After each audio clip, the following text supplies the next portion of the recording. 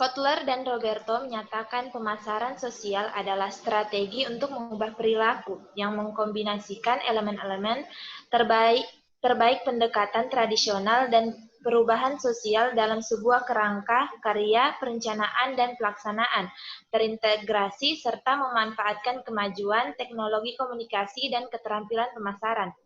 Dalam bidang kesehatan, upaya pemasaran sosial dipergunakan untuk mengurangi penggunaan tembakau, meningkatkan aktivitas fisik, meningkatkan nutrisi, menurunkan risiko stroke, mencegah serangan jantung, membatasi penyebaran HIV/AIDS, mencegah kehamilan di usia dini, dan pengaruh atau isu-isu kesehatan lain yang didukung melalui perubahan perilaku individu, contohnya upaya agar anak muda menjauhi narkoba dan larangan merokok di tempat umum. Next.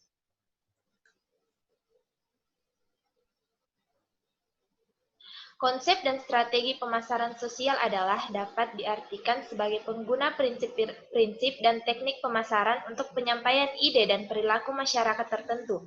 Dalam melakukan sebuah program pemasaran sosial, tentunya ada sebuah proses pengembangan dalam program pemasaran sosial tersebut, diantaranya sebagai berikut.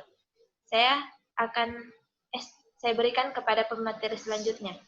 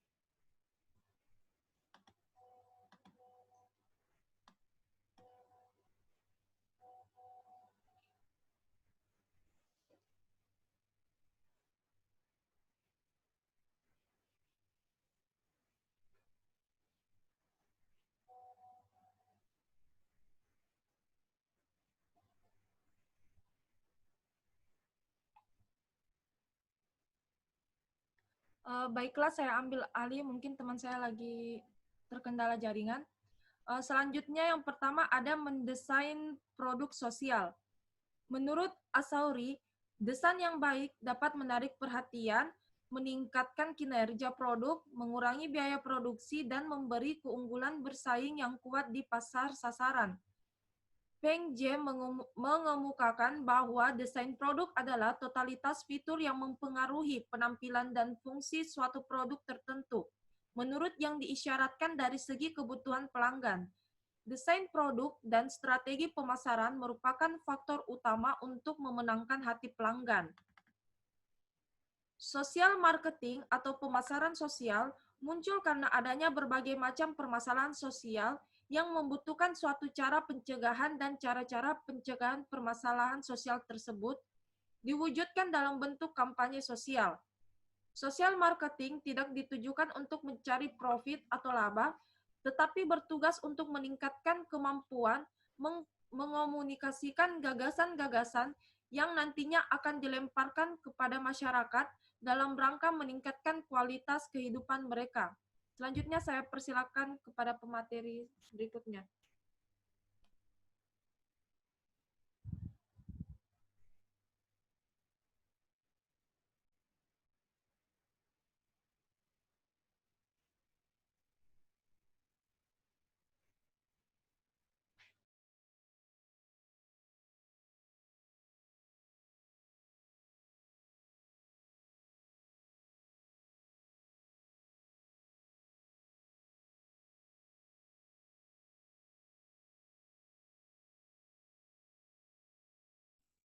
Selanjutnya, saya akan melanjutkan materi dari teman saya,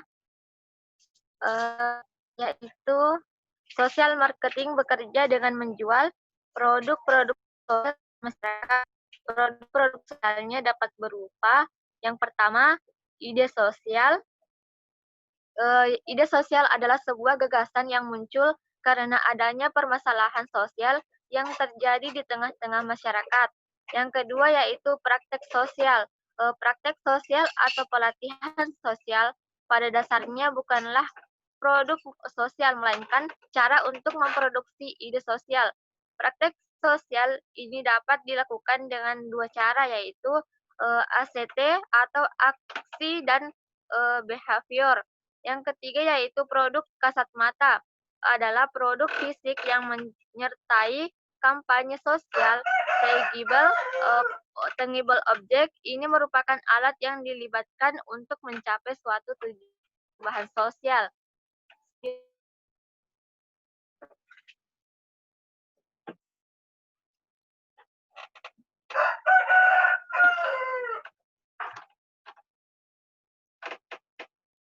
Slide selanjutnya.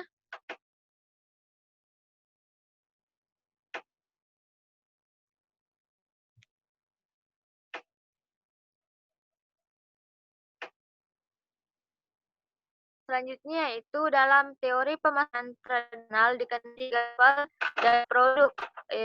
Konsep ini membantu sosial marketing dalam pembuatan konsep dan desain strategi produk. Tiga level dari produk yaitu sebagai berikut. Yang pertama, core.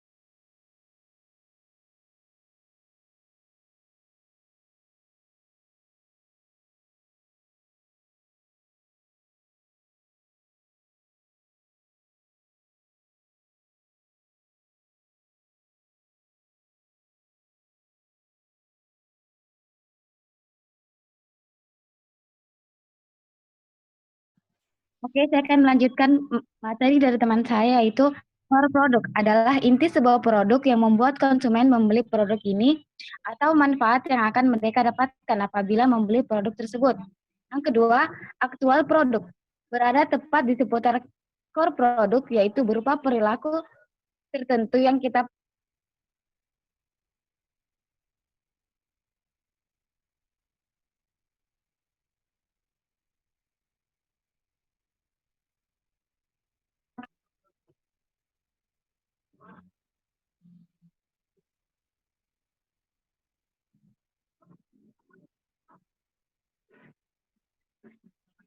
selanjutnya.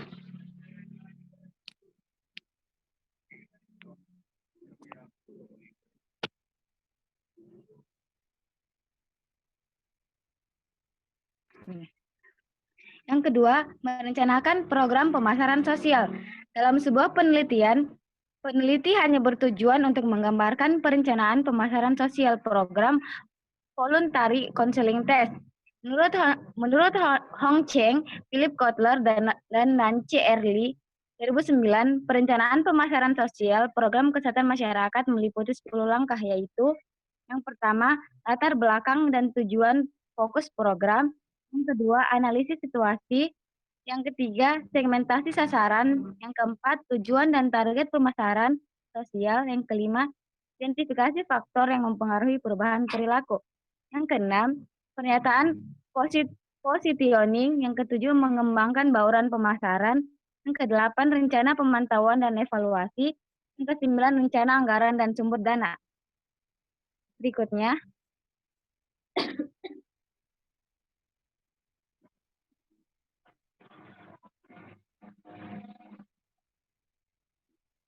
next, Yang ketiga, proses pengelolaan pemasaran sosial.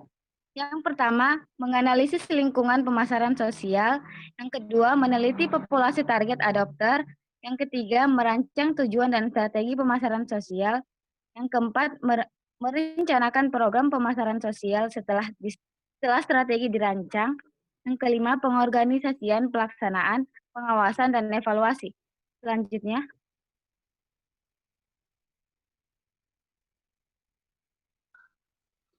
Baik, selanjutnya yaitu yang keempat, penyediaan produk sosial. Kebutuhan pertama dalam keberhasilan pemasaran sosial salah satunya adalah menciptakan suatu produk sosial baru untuk mempertemukan suatu kebutuhan yang tidak terpuaskan atau untuk merancang produk yang lebih baik yang dapat diterima. Hal ini sesuai dengan apa yang dikemukakan Philip Kotler, yaitu konsep pemasaran memegang prinsip kunci, yaitu untuk pencapaian tujuan organisasi dengan memenuhi kebutuhan dan keinginan dari pasar sasaran dan mengirimkan kepuasan yang diminati secara lebih efektif dan efisien. Selanjutnya,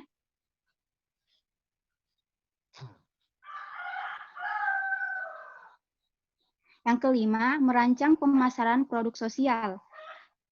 Tugas seorang ahli pemasaran sosial adalah menghadirkan solusi secara efektif untuk kelompok target adopter.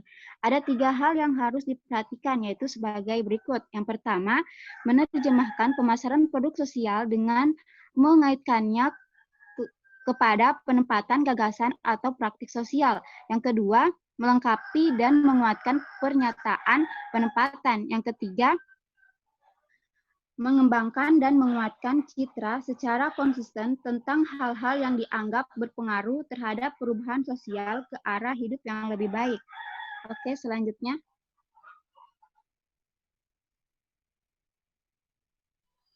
Baik, saya akan melanjutkan materi dari teman saya. Yang keenam itu, delivering the product marketing fit.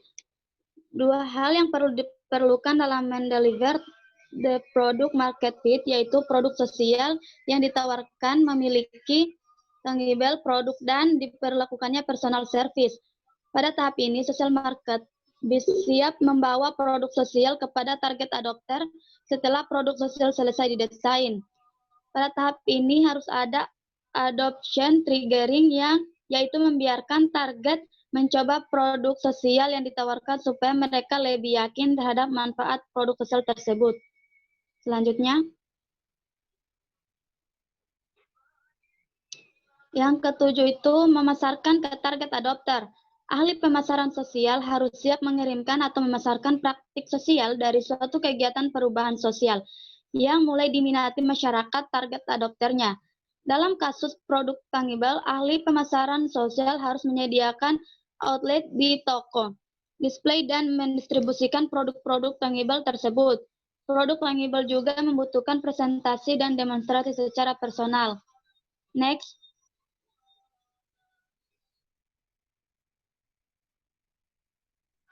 Selanjutnya yaitu pengorganisasian, pelaksanaan, pengawasan, dan evaluasi.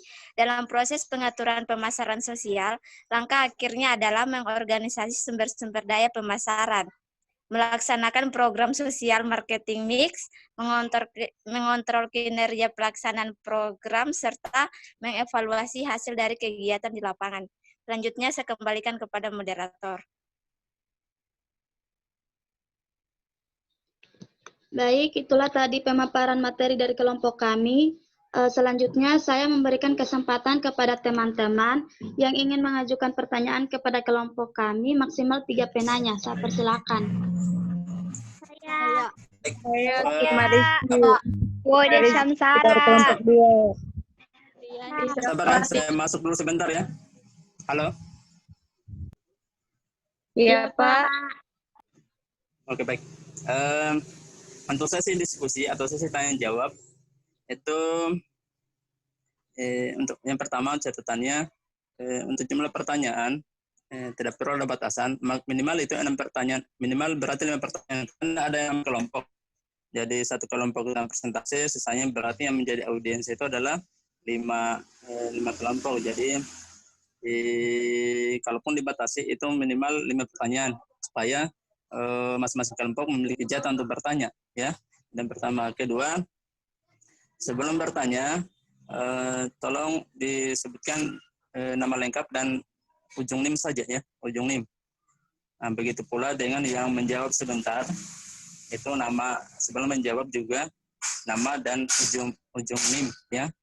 Karena akan ada catatan tersendiri dari saya, dan sampai di videonya nanti saya terlewatkan. Nanti kalau nonton video yang sudah direkam, mungkin saya terlewatkan, tidak terlalu konsen nonton video. Jadi saya nanti coba kombinasikan antara catatan yang pada saat live seperti ini dan video nanti yang dikirim ke ketua kelas, ya. Jadi begitu pula nanti kalau ada yang memberikan komentar, saran atau sanggahan, itu juga seperti itu dia. Tolong sebutkan namanya dan NIM-nya. Dipahami, ya? Paham, Pak. Paham, Pak. Oke, baik. Silakan saya akan balikkan ke moderator. Sukma Rizky dari kelompok 2. Arci kelompok 2. Ilfo Desyamsara dari kelompok 6. Lilis juga. Baik, kepada Sukma Rizky saya persilakan. Ya, bismillahirrahmanirrahim. Assalamualaikum warahmatullahi wabarakatuh. Perkenalkan, nama saya Sukma Rizky dari kelompok 2, NIM 074. Di sini saya akan mengajukan pertanyaan kepada kelompok 4, yaitu apakah ada gangguan-gangguan yang terjadi dalam pengembangan program pemasaran sosial? Jika ada, dijelaskan. Jika tidak ada, diberikan alasan. Terima kasih. Assalamualaikum warahmatullahi wabarakatuh. Baik, apakah kelompok 1 bisa dipahami soalnya?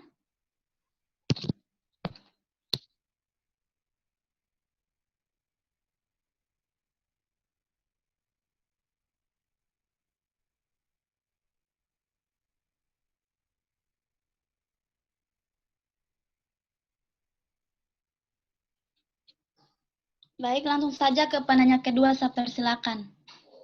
Saya. Kamila. Saya.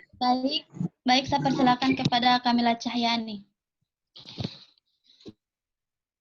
Baik, perkenalkan nama saya Kamila Cahyana, NIM 040 dari perwakilan kelompok 6. Jadi tadi kan sudah disebutkan langkah-langkah perencanaan program pemasaran sosial. Terus di poin 6 ada tentang penyataan positioning. Bisa dijelaskan apa dan bagaimana itu penyataan positioning? Terima kasih. Baik, selanjutnya saya persilakan kepada penanya ketiga. Lilis. Kepada Saudari Lilis, saya persilakan.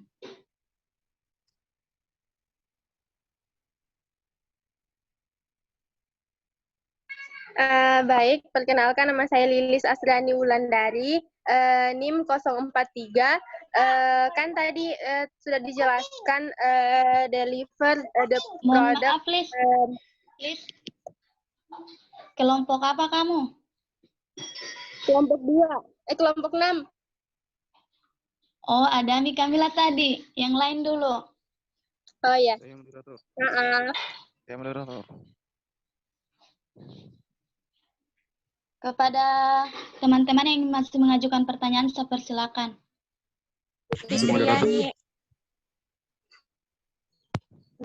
Baik, kepada Saudari Fitriani, saya persilakan. Baik, perkenalkan nama saya Fitriani, NIM 032, perwakilan dari kelompok 3. Pertanyaan saya di sini yaitu jelaskan seperti apa praktek sosial yang dilakukan dengan cara aksi dan behavior.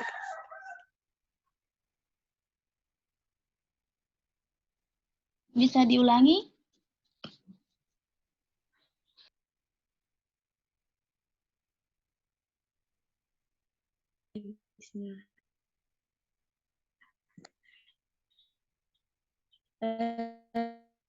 Jelaskan seperti apa